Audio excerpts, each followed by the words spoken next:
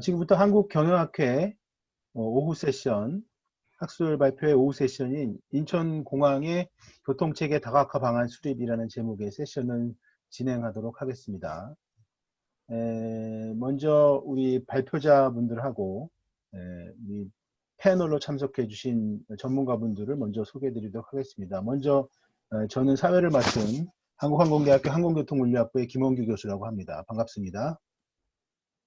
자, 발표자를 먼저 소개시켜 드리도록 하겠습니다. 오늘 발표를 해 주실 분은 첫 번째는 인천공항공사 접근교통혁신팀장이신 서양한 팀장님, 마이크를 켜고 인사해 주시죠. 안녕하세요. 접근교통혁신팀장 서양환입니다.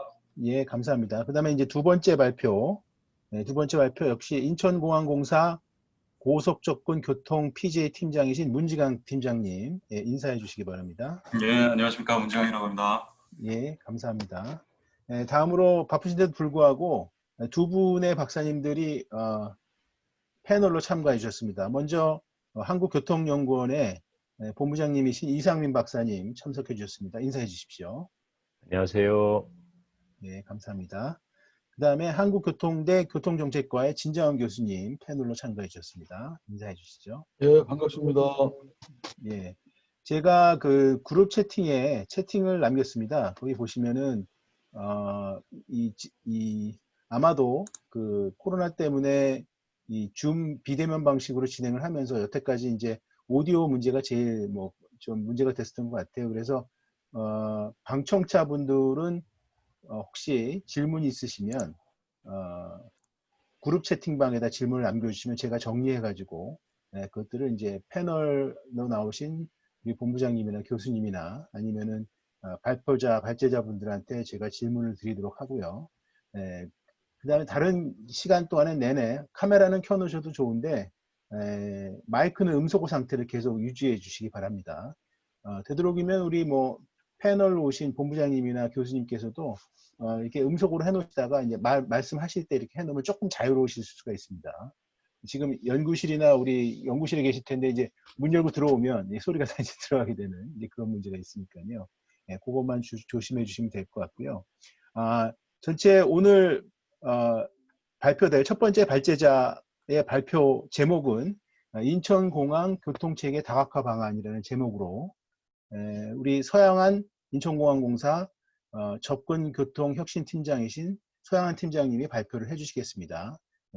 우리 발표 시간은 20분으로 되어 있습니다. 그러면은 발표를 듣도록 하겠습니다. 부탁드립니다, 팀장님.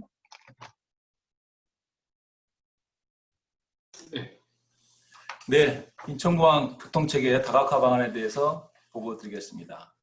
보고 순서는 인천공항 구내 및 접근교통 현황에 대해 스왓 기법 및 빅데이터를 활용하여 문제점을 분석하고 이를 통해 공항공사에서 추진하고자 하는 개선 및 다각화 방안을 제시하고자 합니다. 먼저 인천공항 운영 현황입니다. 코로나19로 국제 항공 여객 수요가 급감하였지만 2019년 말을 기준으로 인천공항에서 약 3시간 이내의 거리에는 연간 여객 400만 이상의 허브 공항이 7개가 있으며 특히 2019년 9월 25일 개항한 베이징 다신 국제공항은 동북아 허브 공항 경쟁을 더욱 가속화시키고 있습니다. 우측 그림에서 보듯이 과거 공항은 공항의 성장과 관리 중심이었다면 현재는 국가 경제의 주요 생산 기지로서 항공, 물류, 관광 및 4차 산업이 결합된 융복합 경제권으로 변화되고 있습니다. 이러한 항공시장의 패러다임에 대응하고 초격차 공항 구현을 위하여는 접근교통 다각화가 필요한 실정입니다. 항공 여행의 패턴은 과거 가끔 길게 여행하던 것이 항공료 인하, 단거리 노선 증가 및 젊은이들의 해외여행 증가로 자주 짧게 여행하는 것으로 변화하고 있습니다. 이에 따라 2001년 3월 개항한 인천공항의 여객은 연평균 9.2%로 증가하여 2019년 말에는 7,200만 명이었습니다. 또한 상대적으로 항공료가 저렴한 심야 시간대에 젊은이들의 밤 도깨비 여행 등으로 심야 운항도 지속적으로 증가하여 연평균 23.5%의 증가율을 보이고 있습니다. 그러나 인천공항은 2009년 6월 변경 고시된 공항 개발 계획에 의거 신축되는 2터미널을 공항 남측에 있던 기존 1터미널과 완전히 이역하여 공항 북측에 별도 터미널로 건설함에 따라 터미널 간 이동 시 과도한 이동거리 및 시간으로 군내교통 문제점이 추가적으로 발생되고 있습니다.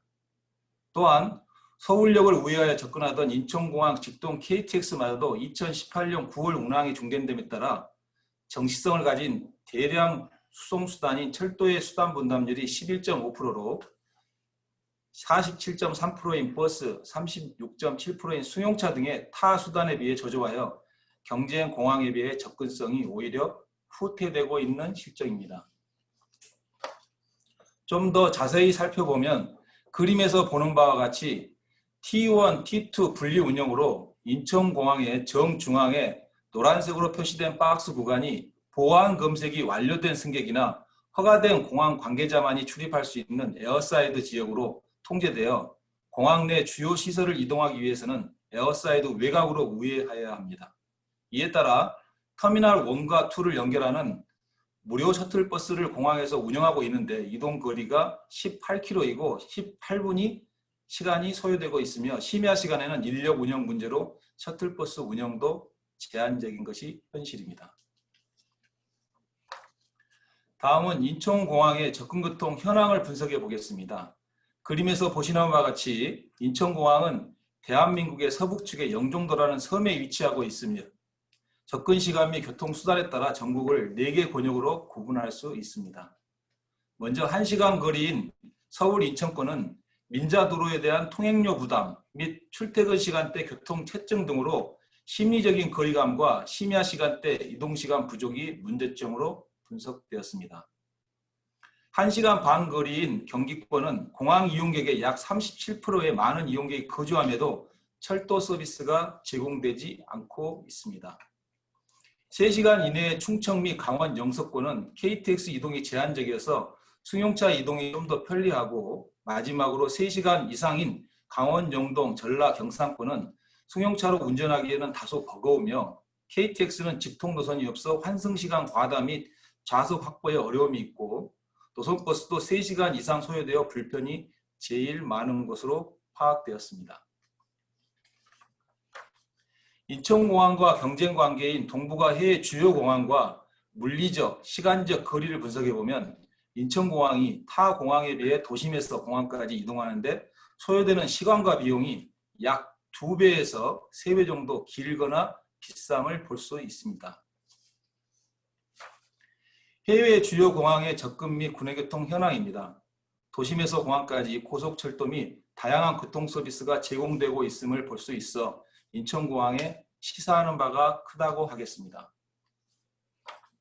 지금까지 인천공항의 현황을 분석해 보았으며 이를 근거로 수학 기법 및 빅데이터를 통해 개선 방안을 분석해 보겠습니다. 수학 분석 결과 인천공항은 항공 수요 및 심야 운항 증가세 유지 등의 강점이 있는 반면 24시간 공항 체계 및 권역별 체계적인 교통 서비스 제공 부족 등 약점이 있는 것으로 조사되었으며 국내 타 공항의 장거리 노선 배치 및 국내 여객이 인천공항이 아닌 베이징 공항 등 해외 공항에서 환승하는 패싱 루트가 다양해지고 있다는 위험 요소도 분석되고 있습니다. 이에 인천공항공사는 수합 분석을 통한 인천공항의 약점을 보완하는 서비스 목표를 가지고 5가지 전략 방안을 수립하고 있습니다. 첫 번째, 접근교통 지속 확대를 통한 이동시간 단축. 두 번째, 심야교통의 선제적 확대로 심야 운항을 증대하는 선순환 구조 마련. 세 번째, 권역별 최적의 교통수단 제공. 네 번째, 주차시설 확대 및 수요관리 병행으로 성수기 주차장 이용 혼잡 해소. 마지막으로 군내교통수단 및 서비스 개선으로 공항지역 활성화 및 이동 편의 보장입니다. 다음은 인천공항 교통 빅데이터 활용 방안입니다. 공항공사는 교통데이터 확보를 위하여 이동통신사인 KT가 보유한 2018년 T2 오픈을 전후한 2017년부터 2019년까지 3년치 데이터를 구매하여 분석 중에 있으며 이 외에도 노선버스 및 공항철도의 이용 내역, 공항 내 와이파이 접속 내역 등을 취합하여 교차 분석하고 이후에도 지속적인 데이터 수집을 위하여 인천공항 빅데이터 플랫폼을 구축하고 있는 중입니다. 현재 진행 중인 빅데이터 분석 중에 대한민국 교통 데이터인 KTDB와 분석 결과가 차이가 있음을 발견하였는데 KTDB는 주로 거주자 위주의 설문조사 방식을 실시하고 있으나 영종도는 국제공항과 대규모 배후단지가 위치하여 유동인구가 많은 지역으로 이에 맞는 통행 실태조사가 진행되어야 하나 경제적, 시간적 어려움이 있어 공항 이용 현황 및 개발 계획 등이 충실히 반영되지 못하고 있는 실정입니다. 아울러 국제공항 특성상 관광업체, 항공사 셔틀 등의 전세버스 이용자가 노선버스만큼 많은 비중을 차지함에도 인천 지역 전세버스 조합에서 책정한 표본으로 전체를 추정하여 우측 하단 그림에서 보듯이 버스의 수단 분담률이 18.5%로 낮게 조사된 것도 사실입니다. 이에 기존의 교통 데이터 수집 방식에서 벗어나 국가교통 DB, 모빌리티, 와이파이 및 인천공항 주차장 데이터를 지속적으로 수집 분석할 수 있는 플랫폼을 구축하여 유동인구가 많은 인천공항의 특수한 통행 패턴에 맞는 인천공항 교통 빅데이터를 산출하여 한국교통연구원 및 각 지자체 연구원과 협의하여 인천공항 KTDB를 현행화할 계획입니다. 아울러 상기 빅데이터 플랫폼이 구축되면 상시 교통수단 분담률 및 주차 수요 예측도 가능하여 우리가 활용할 수 있을 것으로 보입니다. 참고로 우측 하단에 보면은 지난 2019년 추석 때 빅데이터를 활용한 데이터와 인천공항공사에서 과거의 수요 추정 방식에서 비례식으로 푼 수요 예측하고 비교를 한 건데 빅데이터로 분석한 것이 실제 실행 2019년 추석이 지난 이후에 분석한 것과 거의 차이가 없었음을 보여주고 있습니다. 이러한 수학 기법 및 빅데이터 활용 기법을 통한 분석을 기반으로 공항구역 및 접근교통 체계에 대한 개선 방안을 수립하였습니다. 먼저 공항구역 내 교통체계 개선 방안에 대해 말씀드리겠습니다. 앞에서 설명드린 바와 같이 인천공항 정중앙에는 광범위한 에어사이드가 위치하여 주요 시설 간 이동거리가 길어져 접근성 및 이동성이 불리합니다. 이를 극복하기 위하여 주요 시설 간 이동 목표를 설정하고 신교통 투입 및 통합 교통체계에 의한 공간 압축으로 시간적, 물리적, 공간적 제약을 극복하여 24시간 프리 무브먼트를 확보할 수 있도록 단계별 개선 방안을 수립하고 있습니다. 단계별 개선 방안을 구체적으로 살펴보면 2020년 말까지 인천공항의 상주 직원 이동이 많은 공항의 동쪽과 T1, T2 간 연계가 중요한 공항의 서쪽을 크게 구분하여 셔틀버스 노선을 조정하고 신규 노선 투입과 심야 시간대 셔틀 운영이 가능하도록 조치할 계획입니다. 중기 과제로는 자율주행 차량을 시범 운영 및 공항구역 내 교차로 중 통행량이 적은 구간은 회전 교차로로 구조를 개선하고 장기적으로는 제3터미널 및 제2공항철도 계획이 확정에 맞추어 별도의 환승교통센터 도입을 검토할 계획입니다. 아울러 지상교통의 한계를 극복하고 퍼스트 무버로 자리매김하기 위하여 신교통수단인 UAM을 인천공항과 도심을 연결하는 접근교통수단인 에어셔틀로 활용하기 위한 자체 로드맵을 수립하였으며 기체 제작사 등과 협약을 체결하여 시험 비행을 준비하고 있습니다. 또한 대체 교통수단인 자율주행 서비스 시범 운영과 더불어 국내 최초로 로봇에 의한 주차 서비스를 현대 글로비스와 협약을 체결하여 2020년 기체 테스트 후 2021년부터는 고객 대상으로 시범 운영을 실시할 예정입니다. 국내교통 개선 방안에 이어 마지막으로 인천공항 접근교통 다각화 방안에 대해 발표드리겠습니다. 권역별로 분석된 현황 및 문제점에 대해 우측의 표에서 보는 바와 같이 권역별 맞춤형 교통 제공, 심야교통 확대, 편리한 환승체계 구축 및 주차 서비스 개선을 통해 고객의 눈높이와 지역별 특성에 맞는 차별화된 교통 서비스를 제공할 수 있도록 전략을 수립하고 있습니다. 먼저 인천공항 도로 접근체계 개선 사항입니다.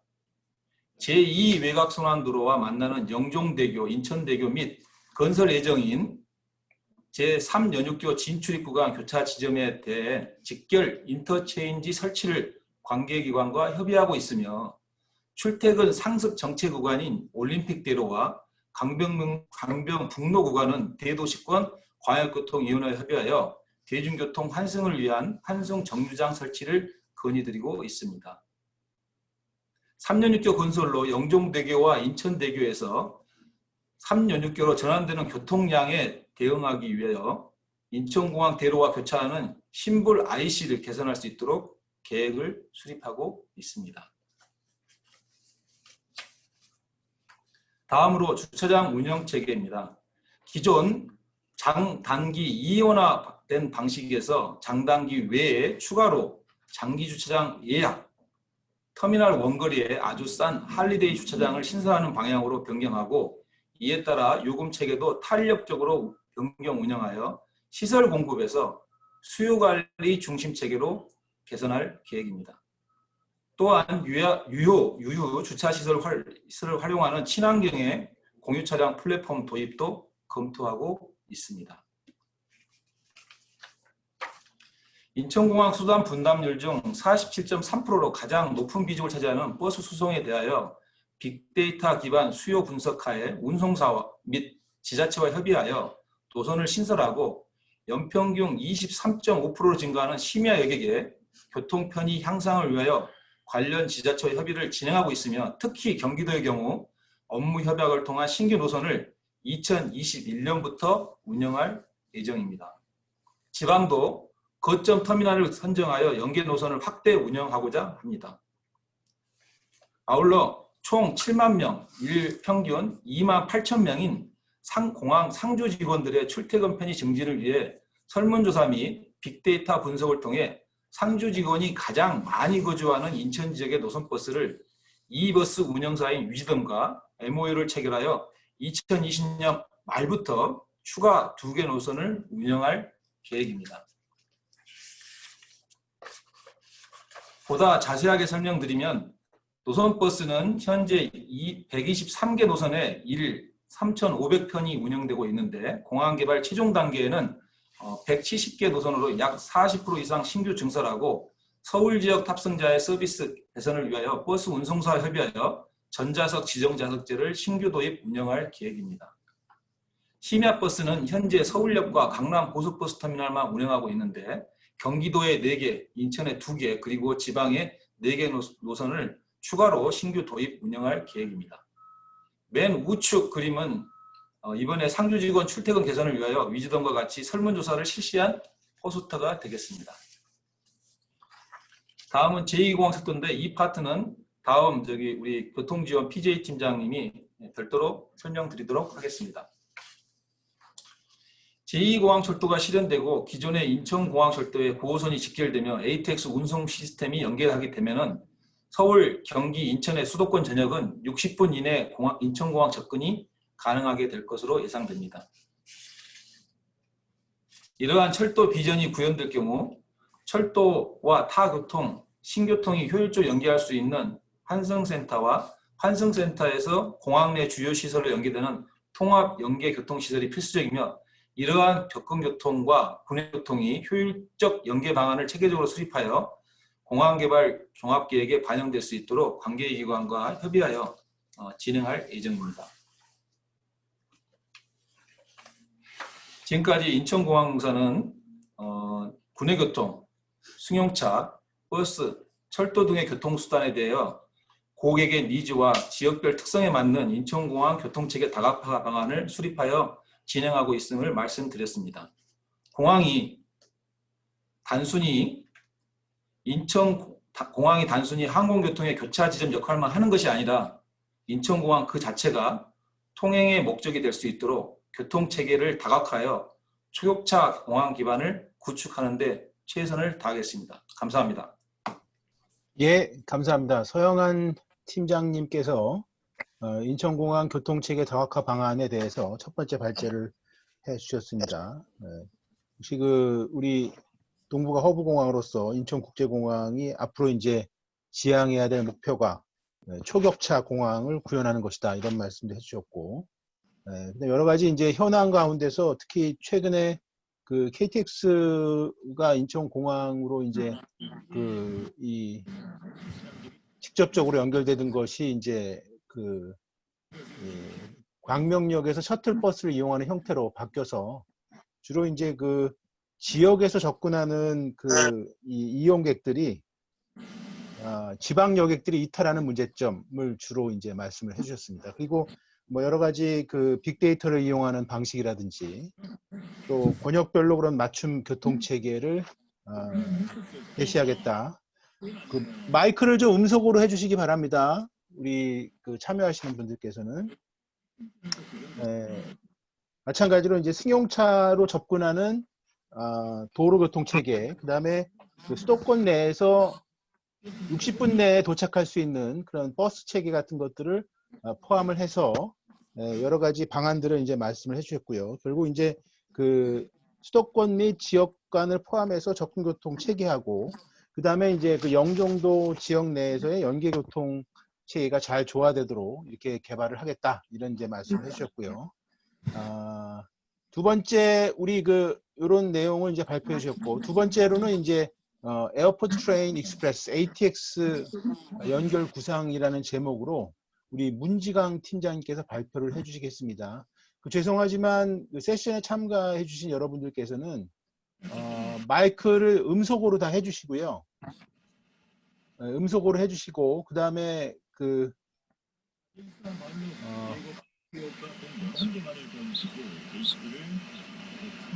이거 운영자분 계신가요? 운영자분이 음속으로 할 수 있거든요. 음속어로 지금 음속 안 하신 분들 거를 좀 음속으로 해주시겠습니까? 네, 알겠습니다. 예. 자, 그러면은 우리 두 번째 우리 발표로서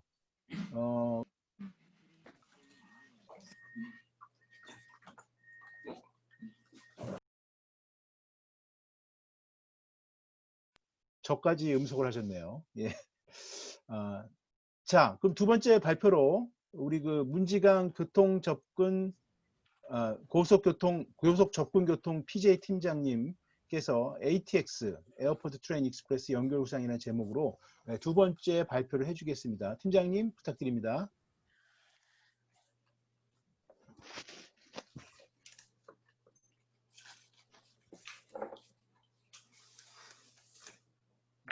네, 안녕하십니까. 고속접근교통지원 프로젝트 팀의 팀장 문지강입니다.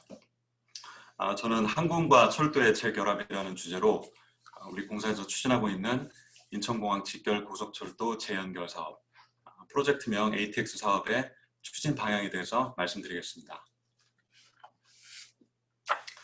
발표는 먼저 기존 공항 직결 KTX가 폐지된 이유와 저희가 ATX를 착안하게 된 제2공항철도 사업에 대해서 소개를 드리겠고요. 본론으로 들어가서 ATX의 추진 방향과 마지막으로 저희가 해결해야 될 과제를 말씀드리겠습니다. 첫 번째 체크사항입니다. 인천공항 직결 KTX는 왜 폐지되었을까? 이런 물음표를 한번 던져보았습니다. 이 노선은 서울역과 인천공항을 연결하는 기존 인천공항 철도와 경의선을 잇는 소위 수색 직결선을 놓아서 인천공항역을 기종점으로 하는 운행 계통이었습니다. 경부선, 호남선 등이 운행이 되었고요. 운행 편수는 그다지 많지 않아서 편도 기준으로 10회에서 12회 정도였습니다. 2014년 6월 말에 운행을 시작을 해서 2018년 평창올림픽 직후인 3월까지 운행이 되었고요. 이후 약 6개월 후에 공식적으로 노선이 폐지가 되었습니다. 평균 운행 시간은 일반적인 KTX인 호남고속선 혹은 경부고속선보다 약 1시간가량이 더 소요되었다고 보시면 되겠는데요. 이는 서울역까지 운행 시간에 약 10분 정도의 정차 시간이 더해졌기 때문입니다. 이 인천공항 직결 KTX는 운영 중에 여러 가지 한계를 노출을 하고 있었는데요. 크게 보면 세 가지입니다. 우선 일단 노선의 선형 자체가 지방 이용객의 입장에서 보면 서울역 경유를 통해서 크게 우회하는 그런 형상입니다. 또 이때 서울역 또는 용산역에서 정차 시간이 약 10분 정도 추가로 발생을 하고 있었고요. 두 번째, 기술적 측면에서 보면 앞에 서울역을 빠져나가는 그다지 원활하지 않은 그런 선형에 영종대교 교랑 하부를 통과하게 되면서 최고 속도가 그다지 빠르게 나오지 않는다는 그런 문제가 있었습니다. 제가 알기로는 실제로 최고 속력이 약 한 140km 정도밖에 나오지 않았고요.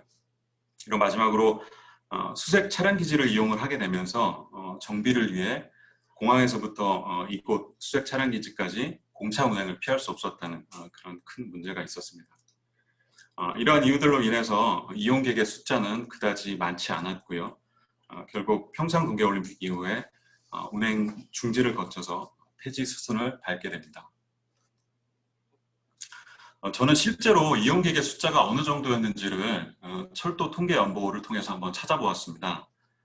운행을 개시한 첫 해가 약 29만 명, 그리고 다음 해가 62만 명, 그 다음에 70만 명, 폐지 전년도인 2017년에는 약 94만 명이 이 열차를 이용한 것으로 기록이 되어 있습니다.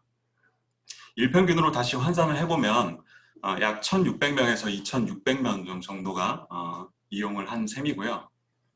연평균 성장률을 계산을 해보면 약 17.5% 정도가 나오는데 이 정도 성장률을 감안을 해보면 폐지 결정이 조금은 아쉽게 느껴지기도 합니다. 조사를 하는 김에 실제 다른 역들과의 승하차 실적을 한번 비교를 해봤습니다. 70만 명을 기록을 했던 2016년은 44개 역 중에서 22위, 그리고 94만 명이 이용한 2017년은 53개 역 중에서 19위를 차지를 했습니다. 중간에 기착역이 아니라 비슷한 시 종착역의 지위를 갖고 있는 여수 엑스포역이나 행신역과 비교를 해보면 여수 엑스포역보다는 이용객들이 많았고 행신역과의 차이는 계속 줄어들고 있는 그런 추세였습니다. 폐지가 되지 않고 이런 추세가 계속 이어졌다면 이 KTX 열차는 조금 더 많은 여객들이 이용하게 되지 않았을까, 그런 조심스러운 추측을 해보았습니다. 이 열차의 운행 구간은 크게 보면 두 구간으로 나누어서 볼 수가 있는데요. 경부선 상행을 기준으로 해서 부산에서 서울역까지의 구간, 이것은 다른 일반 경부선 구간과 똑같습니다. 그리고 서울역에서 인천공항까지의 구간으로 나눠볼 수가 있습니다. 공항 이용과 관계없이 중간 기착역에서 탑승한 승객들은 대부분 서울역 이전에 하차를 하셨고요. 시착점 인근에서 탑승하신 여객들이 순수 공항 여객분들이죠. 이분들이 인천공항까지 가는 그런 구조였습니다. 그런데 이 숫자가 그닥 많지 않아서 서울역에서부터 빈자리가 많이 발생을 했고, 사실은 서울역에서 추가로 이용객을 태워야 했지만 이 수요는 공항철도 직통열차와 정확히 중복이 되었기 때문에 운임 대비 소요시간의 차이가 없어서 차별화 및 여객 유치에 실패한 것으로 보여집니다. 이렇게 저희는 공항 직결 KTX가 폐지되고 나서 최근에 새로운 기회를 또 포착을 하게 됩니다. 바로 인천시에서 추진하고 있던 제2공항철도가 그것인데요.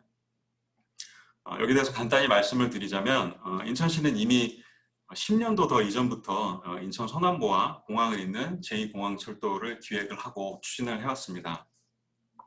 초기에는 광명역과 인천공항을 잇겠다는 그런 컨셉이었고요. 2차 국가철도망 구축 계획 때 현재와 유사한 공항 화물청사와 인천역을 잇겠다는 구상이 나오게 됩니다. 이때 실제 추가 검토 사업으로 국가철도망 계획에 반영이 되기도 했었고요. 이후에 한참 탄력을 받아서 추진이 되었어야 할 사업이 3차 때는 도리어 좀 삭제가 되었고, 이번에 다시 4차 국철망 구축 계획에 수인선 숭이역과 화물천사역을 잇는 노선으로 반영을 준비를 하고 있습니다. 실제로는 지금 그러니까 4수에 해당되는 그런 셈입니다.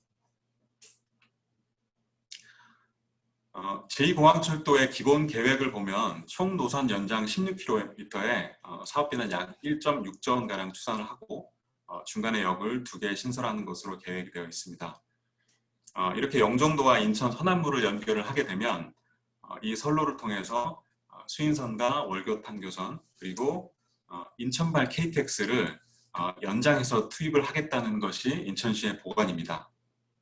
저희는 이 계획을 보고 2018년도에 폐지된 공항 직결 KTX를 재연결할 수 있는 좋은 기회라고 판단을 했고 ATX라는 사업명으로 이를 추진을 하게 된 것입니다.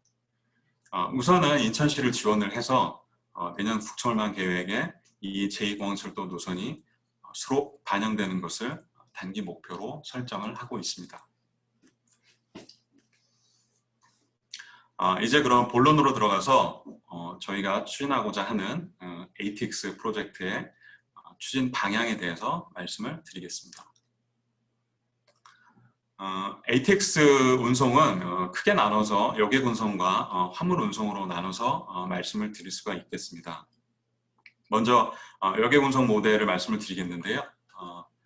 앞에 선형상의 불합리 등 기존 공항 직결 KTX의 문제점으로 지적된 부분들의 확실한 개선을 통해서 여객과 그리고 운영사에게 확실한 메리트를 제시해야 할 것으로 생각을 하고 있습니다. 사실 여객 입장에서는 더 이상 서울역을 오해하지 않아도 되기 때문에 이거 하나만으로도 시간적인 측면에서 이전과는 다르게 크게 어필을 할 수 있을 것으로 생각이 되고요. 현재 시흥으로 설정이 되어 있는 인천발 KTX의 차량 기지를 공항 부지 내로 옮기는 것도 적극적으로 검토를 해야 할 것으로 그렇게 생각을 하고 있습니다. 이 그래프는 2030년까지의 여객 수요를 예측한 자료인데요. 물론 올해는 이제 코로나로 인해서 많은 것들이 비정상적인 그런 상태입니다. 작년에 저희가 용역을 수행을 하면서 2030년도까지의 여객 수요를 한번 예측을 해본 것인데요. 4단계 공항 확장 사업을 마친 2025년을 거쳐서 2030년에 도달하면 연간 이용객이 1억 명을 넘어서게 됩니다. 앞서서 말씀드린 2017년에 폐지되기 직전 공항 직결 KTX의 이용객이 약 2,600명이었던 것을 생각을 해보면 약 1.7배 정도 증가를 할 수 있을 것을 예상을 해볼 수가 있겠습니다. 물론 이런 단순 볼륨 추산을 넘어서 사실 여객의 이용률을 더 높이려면 우리 공항의 항공 스케줄과 밀접하게 연결된 KTX 열차 운행 계획이 필요할 것으로 생각을 하고 있습니다. 여객 운송 부분은 좀 짧게 끝내고요. 이제부터는 ATX 화물 운송 모델에 대해서 좀 말씀을 드려보겠습니다. 이 화물 운송 부분은 제2공항철도의 사업 타당성을 높이기 위해서 저희가 관심을 갖고 중점적으로 추진해야 될 부분이기도 합니다. 먼저 우리 공항의 연간 화물 운송 실적입니다. 최근 10년간 약 250만 톤에서 290만 톤까지 처리를 하고 있었고요. 잘 아시다시피 이 수치는 세계 2위와 3위를 오가는 그런 수준입니다. 최근 연도인 작년에는 276만 톤을 기록한 바 있고 개항 시기부터 산정하면 연평균 성장률이 약 5% 정도에 해당이 됩니다. 그럼 여기서 최근의 항공물류 트렌드를 한번 짚고 넘어가겠습니다. 크게 3가지 정도로 나눠볼 수 있겠는데요. 먼저 전반적으로 물류 개념이 변화하고 있습니다. 기존의 이제 지리 기반의 공간 유통에서 시간 유통으로 고객 니즈에 반응하는 시간 유통으로 바뀌고 있다는 것은 그만큼 시간 가치의 비중이 계속 높아지고 있다는 그런 의미이겠고요. 소위 풀필먼트 서비스라고 하는 유통 전반의 역할을 수행하고 있는 방식이 유통 분야에서 또 새롭게 자리를 잡아가고 있습니다. 이것은 제가 나중에 조금 자세하게 후술을 해드리겠습니다. 두 번째로 항공화물 품목들이 또 역시 많이 변화를 하고 있는데요. 소위 저희가 국제택배라고 흔히들 말하고 있는 전자상거래 품목이 건수 기준으로 한 60%를 차지할 정도로 급성장 중이고, 콜드체인의 대명사라고 할 수 있는 신선 화물이 역시 최근 급성장을 하고 있습니다. 이러한 부분들을 저희가 좀 고려를 해야 될 것이고요. 마지막으로 CN에어 물동량이 증가하고 있는 등 항공운송에서도 이제 조금씩 멀티모달, 인터모달의 개념이 확대되고 있는 추세입니다. 그래서 저희는 에어 앤드 레일에 멀티모달을 구현을 하겠다는 것이고요. 다음으로 우리 인천공항의 주요 화물 물동량 현황을 한번 살펴보겠습니다. 기준은 보통 저희가 건수, 중량, 금액 기준으로 구분을 하는데, 이 자료에서는 이제 건수 기준을 빼고 중량과 금액 기준으로 어떤 품목들이 주로 들어오고 나가고 있는지를 살펴보겠습니다. 먼저 수입 품목부터 보시겠는데요. 제가 4가지 품목을 뽑았지만 10위권 안에 있는 물품 중에서 조금 의미를 부여할 수 있을 만한 그런 품목을 선정을 한 것입니다. 수입은 중량 기준으로 보면 신선식품이 제일 큰 비중을 차지를 하고 있고요. 다음으로 화장품, 의류, 의약품 등이 눈에 띄입니다. 수출은 의류가 가장 큰 비중을 차지를 하고 있고, 화장품, 그리고 자동차 부품, 반도체 등이 눈에 들어옵니다. 물론 금액 기준으로 산정을 했을 때는 조금 다른 양상을 보이기도 합니다. 말씀을 드렸지만 수입 품목은 신선화물, 신선식품의 비중이 단연 압도적이고, 수출의 경우에 의류의 비중이 높긴 하지만 전통적인 항공운송 화물인 기계전자 부품 그리고 반도체도 빼놓을 수가 없습니다. 공통적으로 보면 화장품의 증가세가 조금 눈에 띄고 있고요. 수입과 수출에서 마찬가지로 의약품의 증가세도 빼놓을 수가 없겠습니다. 전체적인 물동량 흐름을 보면 제가 지금 자주 언급을 해드린 의약품과 신선식품, 그리고 의류, 화장품 등의 물동량 증가세가 감지가 되고 있습니다. 이러한 흐름으로 저희가 고속 화물 운송이 가능할 만한 대상 품목을 분류를 한번 해보았습니다. 현재 우리 공항에 물동량을 견인하고 있는 주요 산업은 아래 한 6가지 정도로 나눠볼 수가 있겠는데요. 이를 전통적인 사업과 그리고 신성장 사업으로 나눠보았고요. 또 온도에 민감한 그런 품목과 그렇지 않은 품목으로 나눠보았습니다. 전통과 신성장 사업을 나눠본 것은 고정 수요에 해당하는 것들이 어떤 것들이 있고 신규 물동량 창출분이 어떤 것들이 있는지를 한번 구분을 해본 거고요.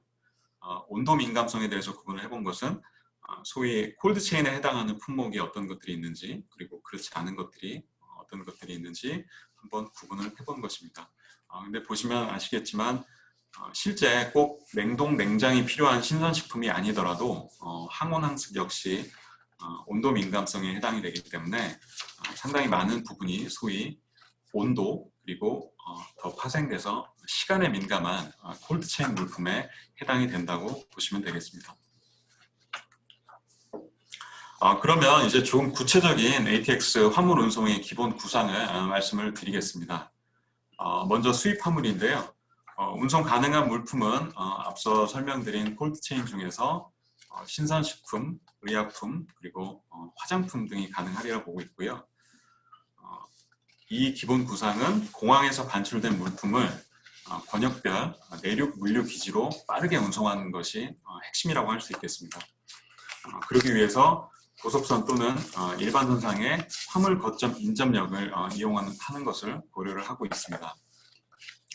의왕 ICD의 오봉 화물, 그리고 세종 ICD의 부광 화물, 영남 ICD의 양목, 양산 IC의 양산 화물 등이 그것에 해당을 하는 것이고요. 물론 후수랄 수출도 마찬가지겠지만 아래와 같은 조건들이 사실 선결이 되어야 됩니다. 셔틀과 환적 비용을 포함을 해서 공로 대비 확실한 운임 경쟁력을 갖춰야 하고 철도역이나 ICD에서 환적 기능이 대폭 강화가 되어야 됩니다. 이와 연계해서 스마트 하역 이송 설비나 수송 용기 개발 등이 뒤따라야 합니다만 이게 사실은 먼 미래의 이야기라기보다는 현재 관련 R&D들이 활발하게 진행 중인 것으로 파악을 하고 있습니다. 다음으로 수출 화물 쪽입니다. 운송 가능한 물품은 전통적인 수출 물품인 반도체와 그리고 전자기기를 포함한 의류, 화장품 등이 가능하다고 보고 있고요. 경부선, 호남선 라인을 따라서 포진해 있는 전국의 주요 산업단지들을 수요 기반으로 할 수 있으리라 보고 있습니다. 앞서 말씀드린 대로 화물 거점역까지 셔틀 운송이 일단 되고 나면 직송 형태의 일종의 블록트레인으로도 운영이 가능하지 않을까 그렇게 생각을 해보고 있습니다. 선결 조건은 앞서 말씀드린 것과 동의를 하고요. 그러면 이제 ATX와 연계한 신규 비즈니스 모델의 구축 가능성에 대해서 한번 말씀을 드려볼까 합니다. 쿠팡, 마켓컬리, 아마존, FBA 등은 요새 한 번쯤은 들어보신 유통 플랫폼 기업들인데요. 이들이 내세우는 배송 모토인 로켓 배송, 새벽 배송, 그리고 이틀 배송이라는 단어도 아마 함께 들어보셨을 겁니다. 이들은 셀러와 소비자에게 소위 풀필먼트 서비스를 제공을 하고 있는 물류를 내재화한 전자상거래 기업들인데요. 아시겠지만 최근 들어 무섭게 성장을 하고 있습니다. 풀필먼트 서비스라고 하는 것은 대형 유통사들이 전체 물류 과정을 일괄 처리하는 그런 체계를 뜻하는데요. 셀러가 이들에게 본인들의 물품을 보내주기만 하면 이 물품들의 보관, 그리고 포장, 출하, 배송까지 이들이 모두 책임지고 수행하는 그런 구조입니다. 기존에 3PL이 좀 소품종 다량을 취급을 했다면 최근에 풀필먼트는 분명 다품종, 소량체계, 그리고 전자상거래와 결합이 돼서 B2C를 지향을 하고 있다고 볼 수 있겠습니다. 저는 여기서 특별히 좀 마켓컬리를 주목을 하고 있는데요. 이들은 현재 컬리 프레쉬 솔루션이라고 하는 서비스를 내세워서 고유의 그런 사업 영역 외에 물류대행 서비스 제공까지 사업 영역을 확장코자 하고 있습니다. 기존에 갖춰진 인프라와 공급망을 이용을 해서 이곳에서 판매하는 콜드체인 물품 외에 온도 관리가 필요한 것은 무엇이든 예를 들어서 의약품까지도 물류대행 서비스로 본인들이 서비스 제공을 해주겠다는 것인데요. 이러한 유통 플랫폼 기업들의 성장은 고속 화물 운송의 수요 확보에 충분히 긍정적인 신호가 되리라고 보고 있고 이들과 연대가 중요한 역할을 하게 되리라 그렇게 생각을 하고 있습니다. 참고로 마켓컬리 같은 경우는 현재 새벽 배송 서비스를 수도권에만 제공을 하고 있는데요. 언젠가는 전국 단위로의 서비스적 확대가 이루어질 것으로 보고 있고 이때 고속 화물 운송, 고속 화물 물류가 이익을 담당할 수 있을 것으로 그렇게 조심스레 예상을 해보고 있습니다. 이외에도 여러 가지 가능성들을 조금 보고 있는데요.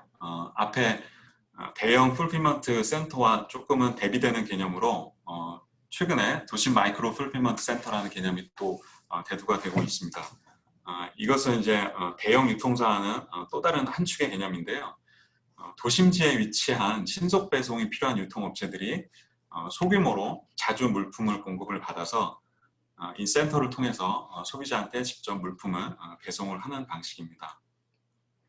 앞서 무슨 마켓컬리 혹은 뭐 아마존과는 다르게 이러한 소형 마이크로 풀필먼트 센터 역시 고속 화물 운송 수요에 충분히 긍정적으로 작용을 하리라 보고 있고요. 그리고 또 장기적으로 보면 이 고속 철도 물류가 ATX 사업을 출발점으로 해서 전국적인 단위로 활성화되는 것도 기대해 볼 수가 있겠습니다. 마지막으로 저희가 넘어야 할 과제들에 대해서 한번 언급을 해드리겠습니다. 이 고속 화물 운송의 경우에 이와 같이 셔틀과 환적이 발생을 합니다.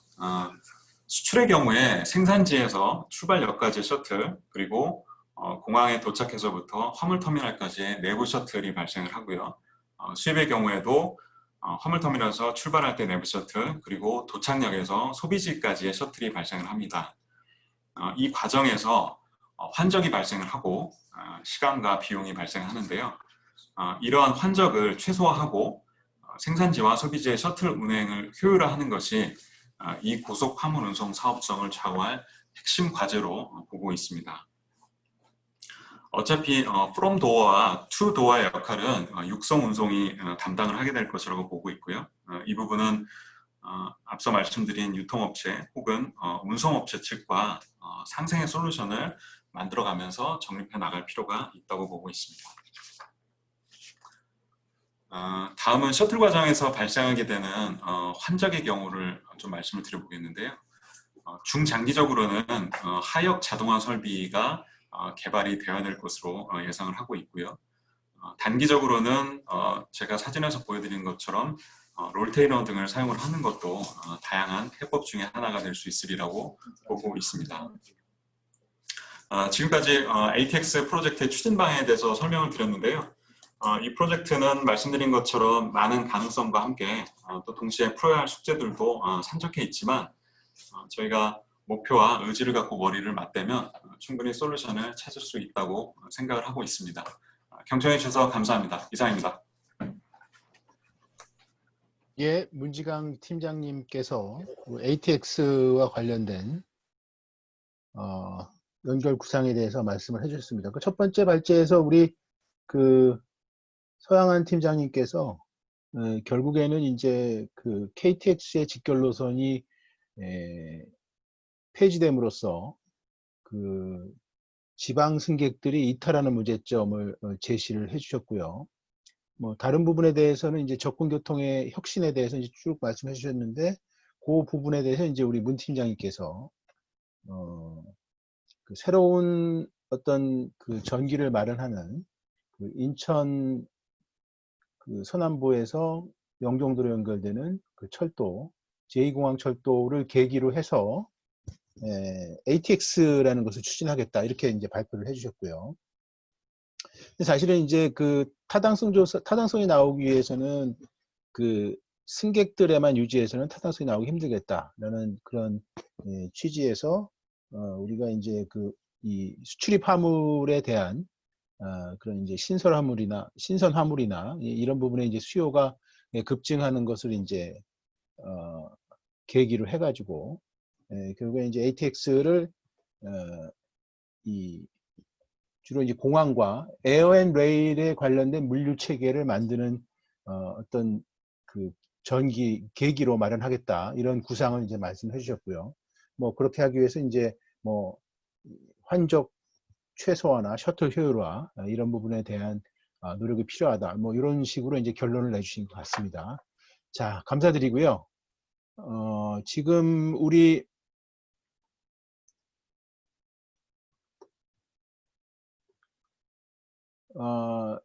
두 분 패널의 지명 토론을 듣도록 하겠습니다. 우리 순서상에 보면은 이상민 본부장님께서 먼저 하도록 이제 우리 순서에는 되어 있습니다. 괜찮으시겠습니까? 먼저 하셔도. 네. 네, 괜찮습니다. 예, 그러면은 우리 한국교통연구원의 본부장님이신 이상민 박사님께서 먼저 지명 토론을 해주시겠습니다. 네, 두 분 발표 잘 들었습니다. 서 팀장님, 문 팀장님, 그 공항공사의 접근교통 확대를 위해서 굉장히 많이 고민한 흔적이 요 발표 자료에서 보였고요. 또 지난 5월에 인천국제공항공사에서 개최했던 접근교통 체계 다각화 방안에 대한 착수보고 때 제가 말씀드렸던 내용들도 상당수 반영이 돼서 굉장히 많은 고민을 했구나라는 느낌을 많이 받았습니다. 그래서 제가 하려는 토론 내용들이 발표 자료에 많이 녹아들어가 있고요. 그래서 몇 가지 다시 강조하고 싶은 내용 그리고 마이너한 보완 사항 중심으로 제 의견을 좀 말씀을 드리겠습니다. 먼저 뭐 잘 아시는 것처럼 여기 발표 자료에 있는 것처럼 인천공항은 우리나라의 아주 유일한 허브 공항이고요. 그리고 24시간 공항의 또 동남아의 핵심 허브 공항입니다. 그리고 6년 연속 최우수 공항으로 선정됐죠. 그런데 한번 생각을 해볼 좀 여지가 있겠다. 왜 6년 연속에 가령 접근교통이라든가 또는 외국인들의 어떤 여기서의 그 환승을 위한 관광이라든가 스탑오버에 대한 시설 제공이라든가 이런 것들을 만약에 포함했으면 6년 연속 최우수 공항이 됐을까라는 측면에서는 저희들이 지금 반성할 여지가 있다.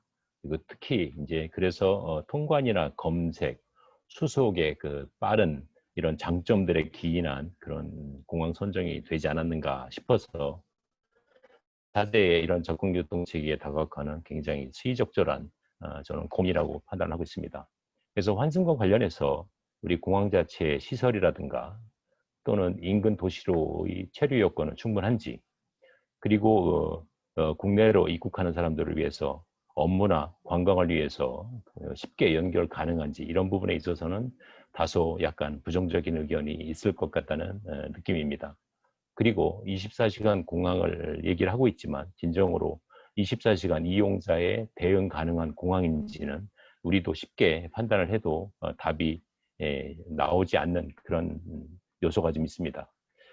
기본적으로 이런 거의 문제는 아마 공항을 건설하면서 철도를 바로 연결시키지 못하는 공항고속도로로 우선했던 그런 교통정책, 인프라 정책의 문제라고 될 수가 있고요. 이런 문제를 지금이라도 이제 잡을 필요성이 있다.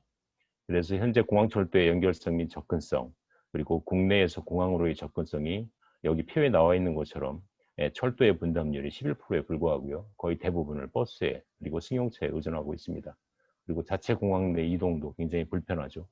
저도 이용 많이 하고 있습니다만 굉장히 T1에서 T2로 가는데도 굉장히 불편하고요. 이런 측면에서 뭔가 이제 앞으로 뭔가 이렇게 세밀한 부분에 있어서의 최우수 공항으로서 발돋움하기 위한 구체적인 사항들이 필요하다. 저는 이렇게 생각을 하고 있습니다. 그래서 그것들을 이제 문제점을 보면 첫 번째로가 철도의 연계성이 부족하다.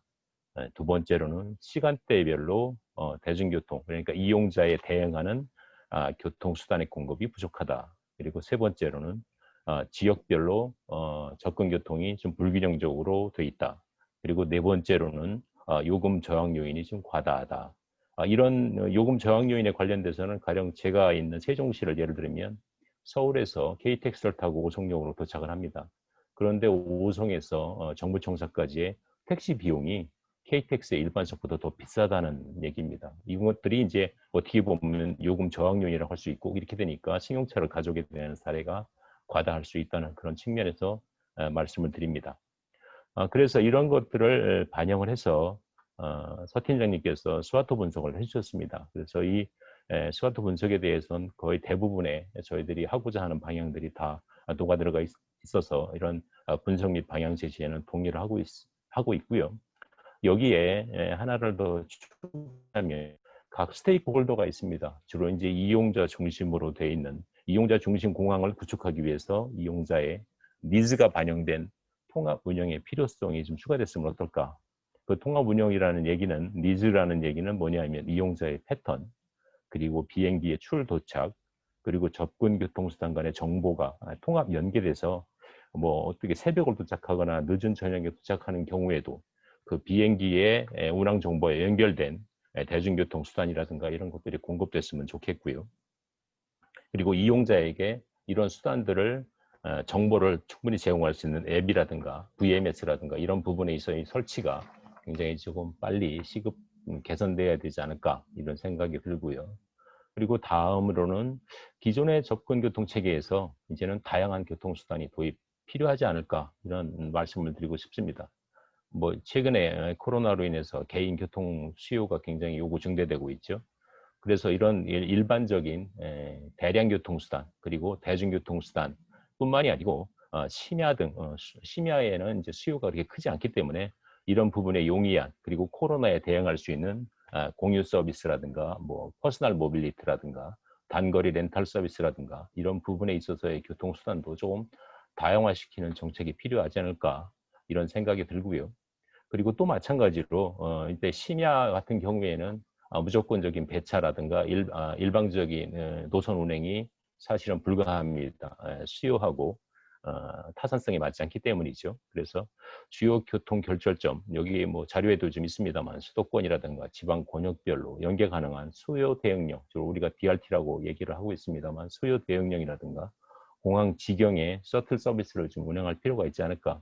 이런 부분에 운행에 있을 때는 꼭 이렇게 타산성을 맞추는 부분도 필요하겠습니다만 일부 뭐 공항공사라든가 또는 여러 가지 다양한 기관에서의 그런 보조라든가 이런 부분도 필요하지 않을까 생각이 들어서요. 교통수단에 대해서 말씀을 드렸고요. 그 다음으로는 공항이 그 항공을 실어 나르기 위한 그냥 터미널 역할만 할 게 아니고 이제는 공항 복합교통시설 기능으로서 조금 더 기능이 확충돼야 되겠다. 그래서 철도, 버스, 개인교통수단, 공유자동차 이런 것들이 다양하게 복합 연계되는 그런 에어로폴리스의 기능이 좀 확충됐으면 좋겠습니다. 최근에는 그 젊은 그 데이트 쪽들이 공항으로도 많이 놀러 간다는 얘기를 많이 들었습니다. 그래서 이런 것들이 공항이 뭔가 이제 하나의 정착점, 그러니까 아까 저 말씀하신 것처럼 통행의 마지막 결론에 통행의 목적이라고 한번 말씀을 하셨었죠. 그래서 그 부분에 굉장히 공감이 되는데 공항까지 한번 놀러 가자라는 생각도 충분히 할 수 있고요. 그거는 이제 국내인인 경우에 해당해야겠죠. 그리고 외국에서 이쪽으로 잠깐 스탑오버 하는 경우에는 한번 일전에 말씀을 드렸습니다만 뭐 인천이라든가 송도라든가 청라로 엮은 공항 경제권, 더 나아가서 공항 관광권 이렇게 연계시키는 그런 복합 기능을 가진 공항으로서 좀 더 기능이 좀 확충됐으면 좋겠다 이런 생각을 해봤고요. 그 다음은 KTX 관련입니다. 교통이라는 것은 사실은 정시성 확보가 이용의 핵심 요인입니다. 왜 서울시가 BRT를 구축을 하고 전용 차로를 구축을 했겠습니까? 다른 그 많은 교통 이용자들이 막힘에도 불구하고 이 얘기는 다량으로 많이 그리고 할 수 있는 그런 정시성이 가장 중요한 관건이기 때문입니다. 마찬가지로 또 하나가 요인이 우리가 외국을 나갈 때도 대부분 버스는 제일 마지막에 이용하는 수단입니다. 이용하기가 좀 어렵기 때문입니다. 그렇지만 저희들이 가장 손쉽게 이용하는 것들이 철도입니다. 철도, 공항철도, 그리고 도시철도. 그래서 이런 부분에 있어서의 철도망의 KTX의 연계망 구축은 가장 저는 시급하다고 판단을 하고 있습니다. 그래서 2차 공항철도를 4차 철도망 계획에 포함시킨다는 내용들을 말씀을 하셨고요. 그래서 인천 연계에 KTX망이 필요하다고 판단하고 있습니다. 저도 수도권에서 서울역을 통해서 공항철도로 접근하는 부분에 대해서는 속도에 대한 어떤 저항 요인, 그리고 그 다시 실어야 되는 그런 여러 가지 환승에 대한 저항 요인, 이런 부분들 때문에 굉장히 지방에서 가기는 쉽지가 않습니다. 이용하기가. 그래서 이런 부분에 있어서의 광명역에서 KTX 연결 지선 도입은 다시 재개돼야 되겠다 이런 생각이 들고요. 더불어서 제시하셨던 9호선이라든가 공항철도의 고속화는 당연히 병행돼야 될 거라고 생각이 듭니다. 자, 그러면 사람들은 그렇게 얘기를 할 겁니다. KTX를 연결을 하려면 굉장히 비용이 많이 들 텐데 저거는 어떻게 할까? 뭐 문자로 해야 되나? 뭐 재정으로 해야 되나? 이런 많은 고민을 할 겁니다. 그런데 제 생각은 이거는 국가의 교통 인프라입니다. 인천공항도 마찬가지로 국가의 기간교통 인프라입니다. 그래서 이 기간교통 인프라를 더욱 활성화시키기 위한 추가적인 기간교통 인프라입니다. 그래서 이거는 수요의 문제가 아니고 우리 보통의 그 기간 수단을 교통 인프라를 제공하는 그런 차원입니다. 그래서 이런 부분에 있어서 국제 승객을 위해서 국내 이용객을 위해서 국가교통 인프라를 마련한다는 측면은 굉장히 저는 긍정적으로 판단하고 이 부분에서는 보다 적극적인 정책 방향이 요구된다고 할 수 있습니다. 예전에 한번 그 평창 동계올림픽 때문에 강남까지 KTX를 연결했었죠. 그런데 그것도 사실은 뭐 수요가 돼서 또는 철도에 대한 타당성이 마련돼서 건설한 거는 충분히 아닐 거라고 판단하고 있고요. 근데 지금 현재 강릉으로 관광객들이 이 KTX를 통해서 많이 증대되고 있는 사실을 반영해도 이런 부분에 있어서 국가교통 인프라는 특히 공항, 인천공항으로의 연결망은 반드시 시급하다 이렇게 판단하고 있습니다. 그러면 이러한 여러 가지 KTX를 이용하기 위해서는 다양한 그런 저항 요인들이 있습니다. 특히 이제 요금들에 대한 저항 요인들이 있습니다. 그래서 여러 가지 그 주차에 대한 뭐 여러 가지 요금에 대한 할인 차별화 정책이라든가 많이 제공을 하셨고요. 아까 말씀드린 거에 대한 반복일 수 있습니다만 개인교통 수단이라든가 이런 경우에 항공 이용객에 대한 요금에 대한 할인 정책을 조금 더 다양화시키는 방법, 그리고 심야에 셔틀 서비스라든가 여러 가지 다양한 교통수단을 이용하기 위해서 이용자에게 보다 적극적인 인센티브를 주는 방법들을 좀 모색해야 되지 않을까, 저는 이렇게 판단을 하고 있고요.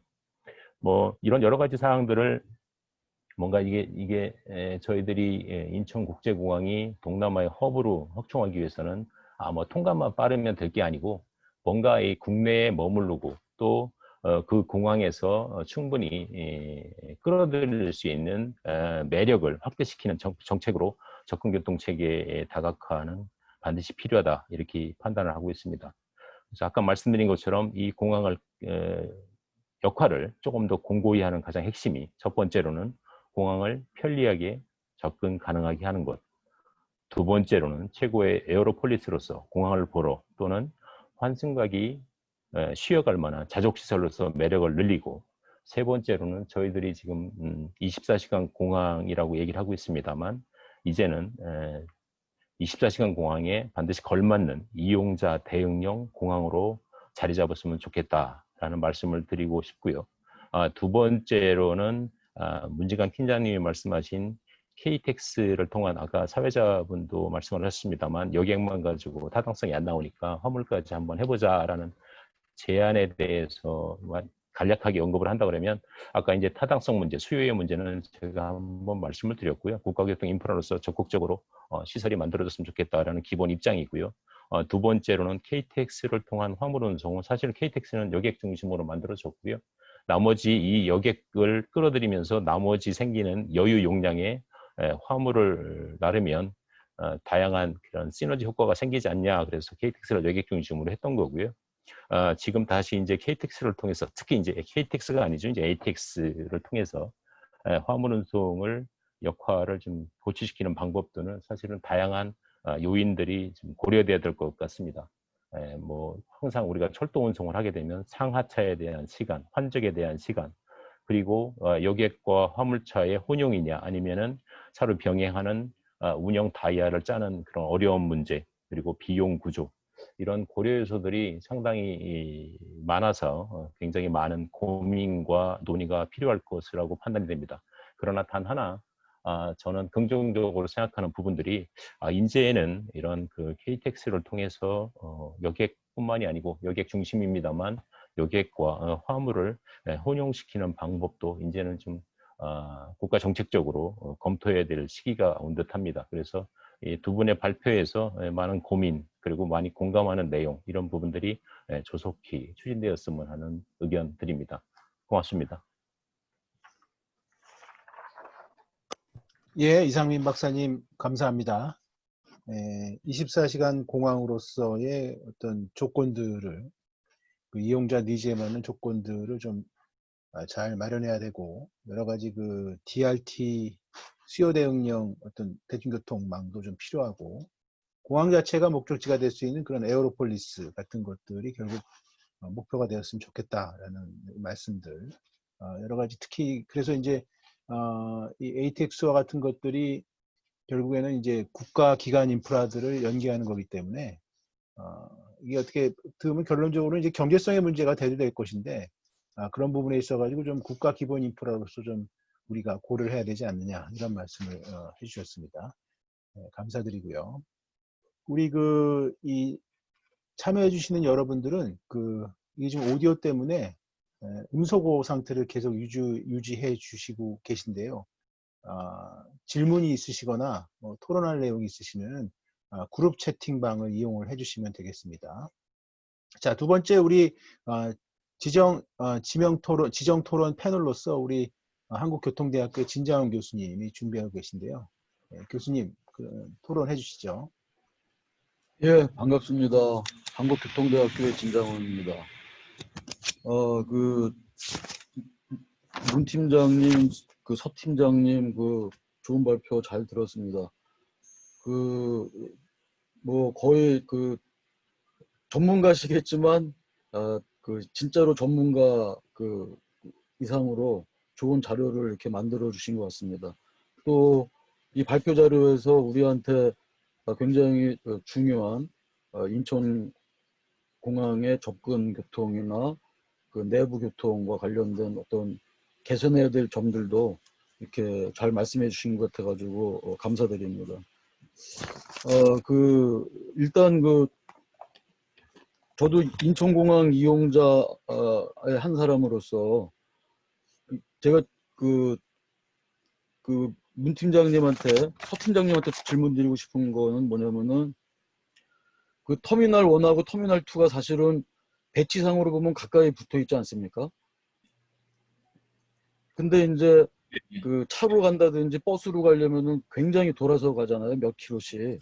네, 맞습니다. 예. 그래서 그 터미널 1, 제가 지난번에 그 인천공항을 방문해 한번 해가지고 그 공항공사에서 배려해 주시고 제가 이제 터미널 1, 2까지 보안 검색대를 직접 통과해서 가보니까 걸어서 상당히 가깝더라고요.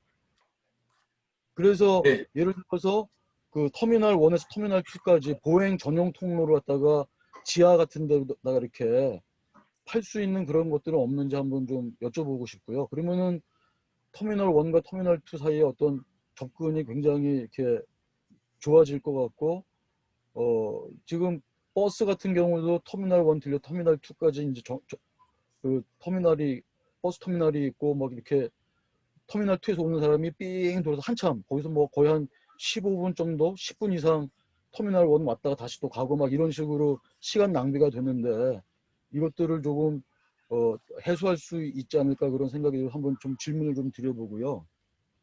그 다음에 그 두 번째 질문은 그 인천공항이 이제 작년에 한 7,116만 명 정도 됐는데 이분들이 이제